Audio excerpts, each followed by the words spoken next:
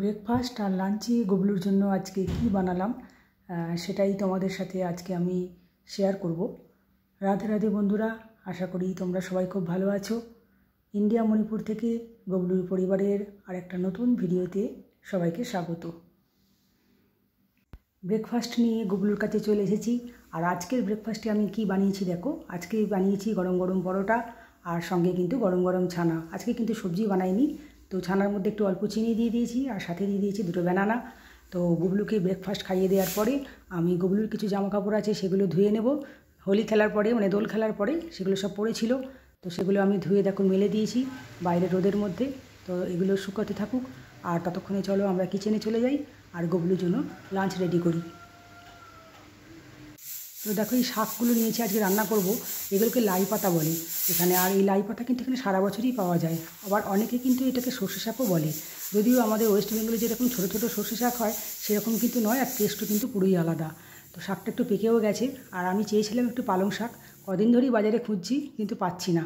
তো বাধ্য হয়ে আমি এই শাকটাই নিয়ে এসেছি। আর কি বলবো, আধা জিনিসই এখানে পাওয়া যায় না, তো যা পাওয়া যায় তাই খেতে হবে, কিছু করার নেই। তো এটাকে কিন্তু অনেকে পেঁয়াজ রসুন দিয়ে রান্না করে, তো সেটা খেতে ভালো হয়, কিন্তু আমি তো পেঁয়াজ রসুন ইউজ করব না, আমার গবলু তো সব খায় না। তো যার জন্য আমি একটু কড়াই তেল দিয়ে 5 ফোড়ন শুকনো লঙ্কা দিয়ে একটু আলু দিয়ে শাকটাকে ফ্রাই করে নেব। আর আলু এর মধ্যে মশলা কিন্তু আমি কিছু ইউজ করছি না, শুধু নুন হলুদ আর একটু কাশ্মীরি লঙ্কার গুঁড়ো দিয়ে দিয়েছি। এখন আলুটা একটু ভেজে নিয়ে আমি কিন্তু শাকগুলো সব দিয়ে দিচ্ছি। আর শাকের মধ্যে তো নুন যেহেতু দেওয়া থাকছে জল বেরিয়ে যাবে, আর যদি জল লাগে একটু পরে দেবো, আদারওয়াইজ জল দেওয়ার কোনো দরকার নেই, এটা এমনিই হয়ে যাবে। তো দেখো শাকটা কিন্তু মোটামুটি রেডি হয়ে গেছে। তো এখন চলো একটু বাইরেটা যাই, প্রচণ্ড হাওয়া দিচ্ছে।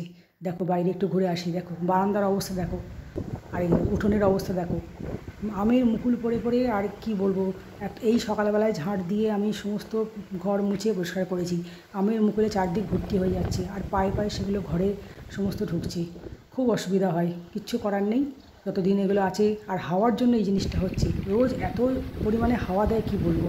দেখো তোমরা একটু হাওয়ার আওয়াজটা শোনো, দেখেছো কীভাবে হাওয়া দিচ্ছে, এখন রোজই এরকম হাওয়া চালায়। তো চলো, এখন গুবলুর লাঞ্চ তো আমি রেডি করে ফেলেছি, তো চটপট করে আমি গুবলুকে কিন্তু এখন লাঞ্চ দিয়ে দেবো। তো গুবলুর জন্য আজকে লাঞ্চে আমি কি রান্না করেছি দেখো। আজকে করেছি বিউলির ডাল, বাঁধাকপির তরকারি, ব্রোকলি আর আলু দিয়ে শাক ভাজা, তোমরা দেখে নিয়েছো আগে।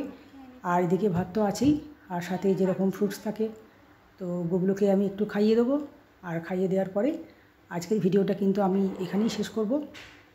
তো এখান পর্যন্তই ছিল ভিডিওটা, পর্দাটা টেনে দিই, আবার দেখাবো অন্য কোনো ভিডিওতে। টাটা বন্ধুরা।